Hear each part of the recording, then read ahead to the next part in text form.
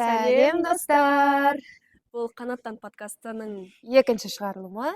және бүгінгі жүргізушілер Амантай Нұрзат, Жанат Вәсем. Жалпы біздің подкастымыз жастарды таныту мақсатында ашылған және бүгінгі тақырыбымыз Біздің жастарға пайда келетін, өзімізде қалайтын, әрдайым өзекті болып қалатын мәселе тіл үйрену, көп тілді меңгеру. және біздің бүгінгі Қонағымыз Арай. Баршаңызға сәлем. Шақырғандарыңызға рахмет. Келгеніңе рахмет. Өте қатты қуаныштымыз сені бүгін көргенімізге. Енді басты Стоп сұрақ кадр. Біздің демеушіміз Аба. Арасына ішіп қойсаңдар болады. Өте салқын, өте тәтті, дәмді. Жоқ, сөйлей берейік. Енді бірден кірісіп кетейік. Арай, қанша тіл білесің? 7 тіл. Вау. Рахмет. Қандай Айтып жіберсең? Қазақ тілі, орыс тілі, ағылшын тілі, испан тілі, корей тілі, персидский и парсы тілі, парсы тілі және француз тілі. француз тілі. Керемет, мақтанарға Француз бен тұрарлық. ағылшын ұқсай ма? Негізі аса қатты ұқсайды деп айта алмаймын, бірақ ағылшын тілінде француз тілінен келген көп сөздер бар. Бірақ қазақ тілінде мысалға француз тілінен келген сөздерді мен аса байқаған жоқпын шыны керек. Бізге көбінде араб тілінен, парсы тілінен келген. Парсы тілінен әсіресе байқаған. Енді Арай, жалпы біздің көрермендерге өзің жайлы айтып таныстырып өтсең? Әрине, менің атым Арай және де мен Назарбаев университетінің 3-ші жыл студентімін. Менің мамандығым ол тілдер және лингвистика. Вау, қандай керемет. Айтпақшы достар, біз қазір Назарбаев университетінің қақ төрінде отырмыз. Оның барлығы Арайдың арқасында. Рахмет сізге. Және бұл жақта білуімше ағылшын тілінде өтеді, барлық сабақтар. Дұрыс айтасың, негізінде бізде бүкіл сабақтар тек ағылшынша тілінде өтеді. Қиын емес пе? Жоқ, ағылшын тілін жақсы меңгерсең, аса қиын емес. Бірақ достар, осы жерде айтып өткім келеді. Негізі Арайдың студенттік шағы дәл біздің ЕНУ-дан басталған. Сен дұрыс айтасың. Менің мектептен кейінгі алғашқы жылым ол ЕНУ-дың қабырғаларында өтті, және де осы себептен ЕНУ менің жүрегімде әлі де өте ыстық бір орынға ие. Керемет. Енді қыздар, сұхбатымызға кіріссек, жалпы Арай, небәрі 20 жастасың, және осы 20 жаста бола тұра 7 тілді білу деген ол кәдімгідей үлкен бір еңбек, шынымен мақтанарға тұрарлық үлкен бір еңбек.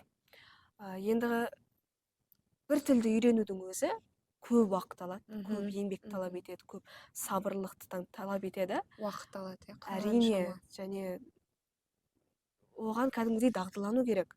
Енді саған сұрағым, не түрткі болды? Жалпы шет тілін үйренуге не түрткі болды? Негізі бір сұрағым бар, тілдерді араластырылса бола ма? Әрине, бәрі болады. Арнайы қонақтар үшін бәрі еркін. Рахмет, тогда я... Испан тілінде айтсаң. Por favor. Түсінбейді екенбіз. Можно на русском, да, отвечу? Вообще я начала учить языки, наверное... Я сразу скажу, что я не считаю русский язык за иностранный язык, потому что это мой родной второй язык после казахского.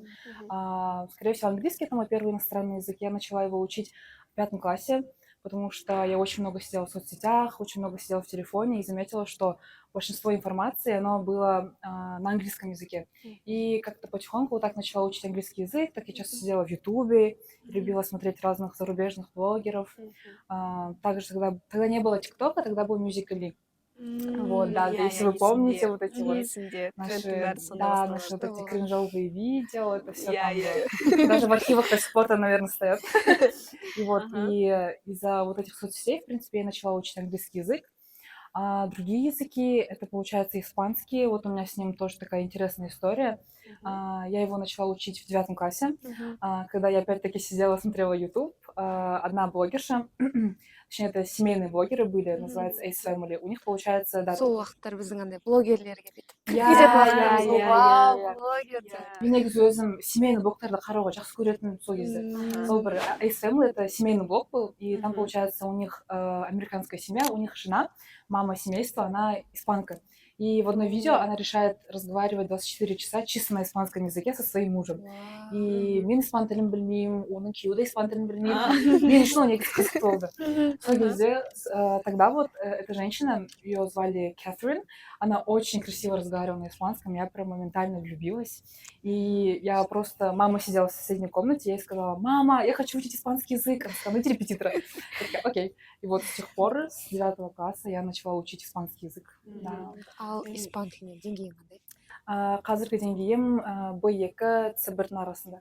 Сен есімде экзамен тапсырдың, иә? Иә. Ағылшында IELTS сияқты испан тілінде де өзінің бір Иә, ол Деле B1 деп аталады. Деле. Испан тіліне менің қызығушылығым, мен үйренген жоқпын, бірақ неден басталды? Виолетта сериалынан басталды. Әндерін жаттап, айтып, енді білмесек те. Енді осы орайда лайфхак сұрасақ, қалай үйренеді? Бізге немесе өзің қолданған лайфхактар болса? Әрине, негізімен айтып кеткендей, мен соцсеттерде көп отырғам. Поэтому, наверное, мой главный лайфхак это будет не просто так сидеть, просиживать свое время в соцсетях, а использовать соцсети с умом. Например, сейчас очень популярен ТикТок, и в ТикТоке очень легко усваивается информация, и поэтому я думаю, если кто-то хочет научиться разговаривать на английском, испанском, не знаю, турецком языке, пожалуйста, используйте ТикТок. Вы можете... Еще мне нравится в ТикТоке то, что он настраивает рекомендации. То есть, если вы смотрите одно турецкое видео, у вас там весь FYP будет на турецком языке. Поэтому это очень хорошо. Шынымен, не, достар, керемет лайфхак менің ойымша. Басқа адамдар айтып жатады ғой, ютубтан, кітаптан. Біздегі қазіргі таңда жастарға керек нәрсе ТикТоктан шет тілді үйрену күшті. Онсыз да күніне бәленбай сағат отырамыз әлеуметтік желілерде, сондықтан ең оңай жасалатын алғашқы қадам десек болады. Иә, ТикТоктан. Жай шет тіліндегі видеоларды қарай бастау, иә? Керемет. Саған ТикТок ақша төлеу керек. Рекламасын. Демеушіміз болсын, келесіде. Сол. Достар, біз көп әңгіме айтып кеттік, көп сұхбаттасып кеттік. Осы жерде сергіту сәті болсын. Біз күшті сұрақтар дайындап келдік саған. Сол сұрақтарды тез қоямыз, а сен тез жауап бересің. Жауаптарың сен білетін тілдердің шеңберінде болады. Бір сөзбен ғана ма? Бір сөз, екі сөз, үш сөз. Иә, өзің білесің. Ал бастайық. Бірінші сұрағым, қай тілде ұрысқан жақсы? Орысша, қазақша. Ал үйрену мақсатында немесе үйренген кезде саған ең қиын тіл болған қай тіл болды? Парсы тілі. Шынымен әліпбиді басқа ғой. Келесі сұрақ, қай тілде ойлайсың? Ағылшын және орыс тілі, кейде қазақша. Ағылшынша оқығанның да несі шығар, иә, шынымен. Соңғы сұрақ болсын, егер әлемде барлық тілдерді алып тастаса, сен сол уақытта бір тілді алып қалуың керек, құтқарып аласың. Ал қай тіл? Наверное, английский язык, потому что это, я считаю, один из самых практичных языков, и большинство людей на планете Земля разговаривают на английском. Және Арай маған әрдайым айтатын бір сөзі бар. Шетелдік ең үйренуге оңай тіл ағылшын тілі. Солай ғой. Біздер үшін негізі қиын ғой ағылшын тілі, бірақ үйренген адамға ең жаңағы мүмкіндік ашатын тіл ағылшын тілі. Сондықтан достар, шынымен шетелдік тілді көбіміз енді орыс тілінен бастадық, бірақ орыс тілінде Арай айтқандай шетелдік тілде айтуға дәтім бармайды, бірақ ағылшыннан бастайық. Дұрыс, ағылшыннан бастайық. Енді Арай саған қоятын бір соңғы сұрағым бар, болашағыңа қатысты. Осы тілдермен байланыстырғың келе ме болашағыңды? Енді қазір 3-ші курссың, бұйырса 1 жылдан кейін оқып бітіресің деген сияқты. Сондықтан болашаққа жоспарың қандай? Негізі өте қызық сұрақ, себебі мен болашаққа деген нақты бір жоспарым жоқ. Но я планирую вообще, наверное, поступать на магистратуру в Испанию, так как не зря я все-таки учила столько лет испанский язык, да. Хотелось бы немножко пожить в самой Испании, поизучать культуру испанскую. Әрине. Түсіп алайын алдымен. И хотелось бы, конечно, я бы хотела попробовать все-таки другую специальность, не связанную с языками конкретно, так как я буду учиться на испанском языке. Наверное, что-то связанное с спортивной журналистикой, спортивным менеджментом, что-то такое. Да, потому что все-таки в Мадриде же находится, не в Мадриде только, в самой Испании находятся 2 популярных клуба футбольных. Это вот Барса и Мадрид. Сіз қайсына? Мадрид? Мен де Мадрид. Жут Беллингем, қай команда ойнайды? Испандар тауып алайын деп тұр ғой. Иә. Жарайды. Енді менде бір қызық ой тұр. Оны біз Әсем екеуміз құрастырғанбыз. Қызық болсын деп қызықтаймыз. Біз қазір бір цитата айтамыз. Өзі бір 2-3 сөз ғана. Сол цитатаны сен әр тілде айтып беру керексің. Сонымен біздің цитатамыз, біздің подкасттың басты ұраны шабытпен қанаттан. Ал кеттік, бастаймыз. На русском «окрыляйся вдохновением», на английском «be uplifted by inspiration», на испанском, наверное, «deja que la inspiración te dales», на французском «laisse-toi part pour la inspiration». Бағана басында Нұрсұлтан айтып кеткендей, inspiration, және испанша да солай, Ұқсайды екен, өзі 2-ақ сөз шабытпен қанаттан, бірақ басқа тілде өте көп екен. сөйлем шығады.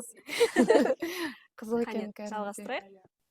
На корейском «Йонгаморо нагерел даляра» и на персидском «Байлхам бальбегир». Күшті, я. Жарайсың, мықты. Әсем, саған қай тілде жақын болып, күшті болып естілді? Шабытпен қанаттан деген. Парсы тілінде. Қалай? Байлхам бальбегир. Байлхам бальбегир. Тарара деген қайсы болды? Тарара Қайсы ол? даляра шығар, корей тілі. Корей. Күшті.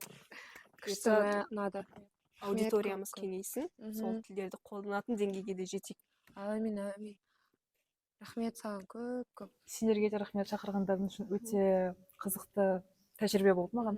Жаңағы 2 сөздің өзін айтқан сайын біздің де шабыт келіп жатыр да. Тіл үйренуге, жаңа корей тіліне, парсы тілін мүлдем біз естіп көрмегенбіз ғой. Тек кітапта ғана шығарып, парсы тілінен аударған басқа жерден көрмеппіз.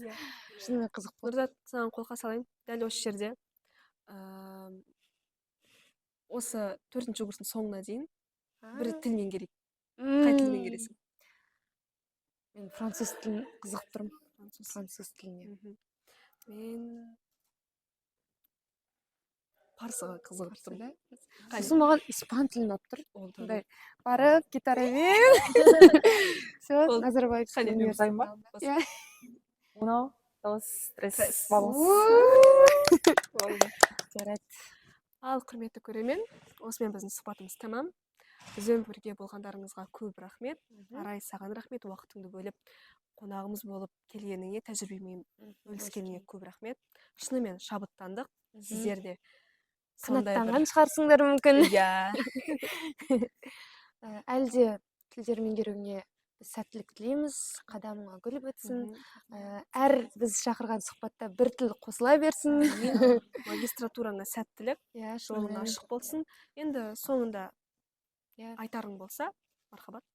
Я бы, наверное, хотела сказать то, что, ребят, учите языки, пожалуйста. Это просто ваш ключ к светлому будущему.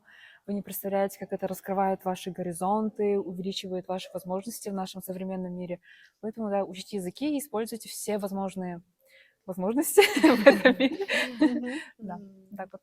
И вам, девочки, спасибо большое, что пригласили. Мне было очень приятно. Это был очень интересный опыт. Я вам также желаю всего самого наилучшего, успехов в вашем подкасте и самых классных оценок. Сол, осымен аяқтайық. Иә, қош. Келесі шығарылымға дейін, бұйырса, Иә, қош, сау болыңыздар.